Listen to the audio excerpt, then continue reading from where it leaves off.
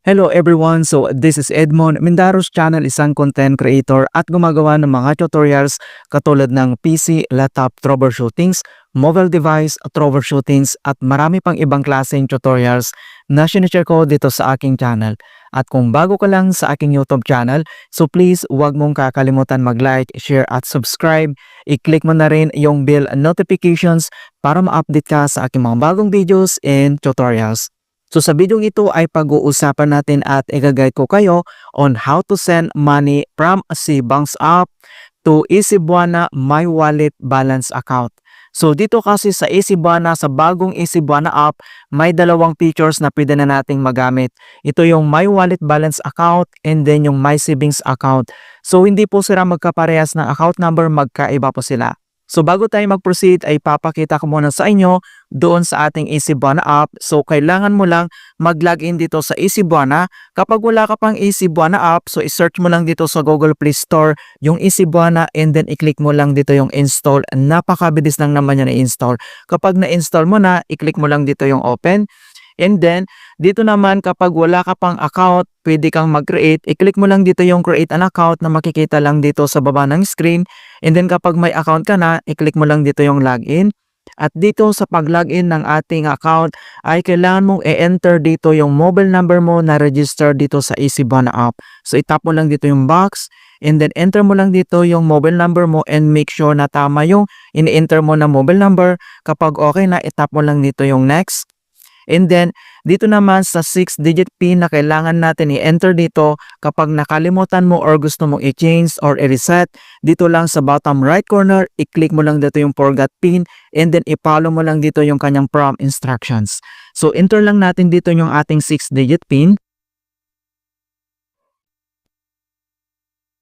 Okay? So, mabilisan lang talaga once na-enter mo na yung 6-digit PIN mo, madadirect agad tayo dito sa Easybuana. Ito yung bagong versions ng app. So, ito yung sinasabi ko na may features dito na pwede nating magamit. Ito yung My Wallet Balance account and then ito naman yung My Savings account. So, magkaiba po sila ng account number, hindi po sila magkaparehas. Ayan.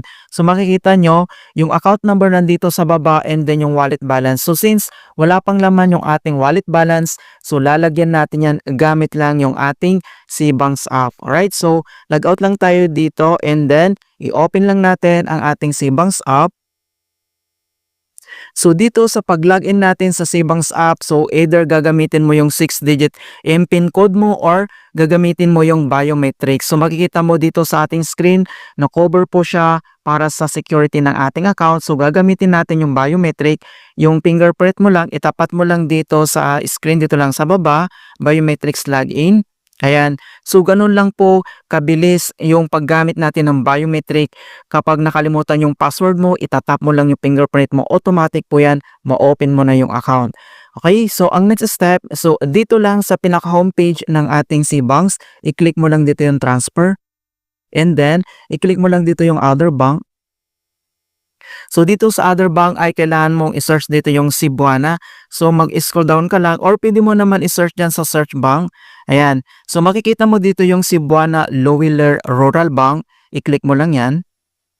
And then, so Cebuana Lowiller Rural Bank, enter mo lang dito yung bank account number or name. Pwede naman yan.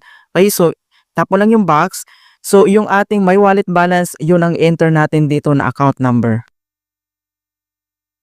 Okay? So, once na-enter mo na yung 10-digit na account number mo sa wallet balance and then makikita mo naman dito sa baba na nag-pop up na siya na account number, click here to transfer to this account. I-click mo lang yan. And then, enter mo lang dito yung full name ng Easybuana account mo or yung account natin dito sa Easybuana, yun yung enter natin dito na full name.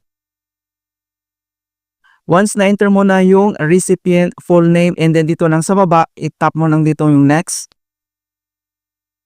Okay? So makikita mo na dito na yung ating details sa ating Cebuana and then next, i-tap mo lang dito yung box na sa may amount. So enter ka lang dito kung ilan yung ita-transfer mo. So lagay lang tayo 100. Okay? So click mo yung done. And then nandito na yung amount. So dito sa transfer method, i-click mo lang.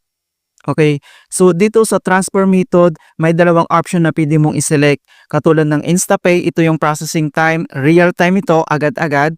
And then PisoNet, processing time, mayroon namang processing days to kung kailan mo marireceive. So gagamitin lang natin yung InstaPay, so real yan, i-click mo lang dito yung confirm dito sa baba. And then, ang maganda dito sa Cbanks ay nagbibigay po siya ng pre-transfer. So makikita mo dito yung transfer fee ay free po siya, wala pong bayad. So mayroon na tayong 14 pre-transfer left. So ito kapag naubos mo na magre-reset ito in the next week. So reset on Monday. So ito yung advantage ni Cbank kapag ginagamit mo siya. So wala pong bayad yung transaction fee. Okay? So kapag okay na siya and then click mo lang dito yung next. And then, so nandito na yung details, yung ating Cbanks, yung ating Cebuana, yung amount, makikita mo dito transfer fee, wala pong bayad, gamit lang yung transfer method na InstaPay, real time, and then i-click mo lang dito yung confirm.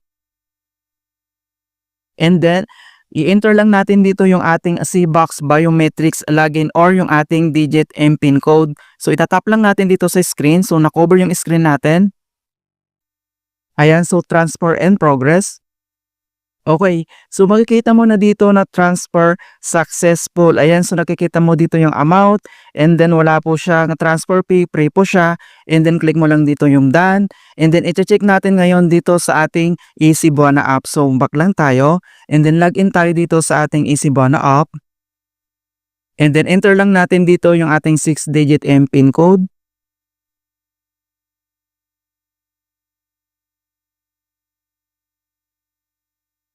Alright. So makikita nyo na dito na nandito na kaagad-agad yung ating amount na transfer natin from Cbanks to dito lang sa ating My Wallet balance. So automatic po yan, real time talaga nandito na yung amount. So pwede mo naman itong itignan yung kanyang history dito lang sa baba. I-click mo lang dito yung history. And then dito na siya. So wallet, InstaPay, receive. Okay, so makita mo lahat ng transaction details dito. Okay, so ngayon September 18, yung date, ayan yung amount. Alright, so ganun lang po kasimple kung paano tayo mag-transfer gamit lang yung ating Cbanks to dito lang sa ating EasyBuana app. So napakabilis lang talaga. And then ang advantage ni Cbanks, wala pong transaction charge, so free po siya. So kapag may Cbanks ka, gamitin mo lang yun talaga as in. Ayan, so ganun lang po kasimple kung paano tayo mag-transfer from Cbanks to dito sa ating EasyBuana app. In hope na nakapagbigay ako ng konting kaalaman at guide tungkol sa Cbanks tutorials and then dito sa ating EasyBuana app. Thank you guys and see you in my next tutorials.